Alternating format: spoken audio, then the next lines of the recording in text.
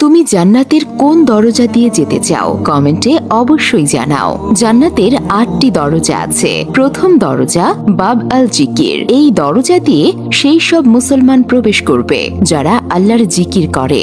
দ্বিতীয় দরজা বাব আল ইমান। এই দরজা দিয়ে সেই সব মুসলমান প্রবেশ করবে যাদের আল্লাহর উপর প্রকৃত ইমান আছে।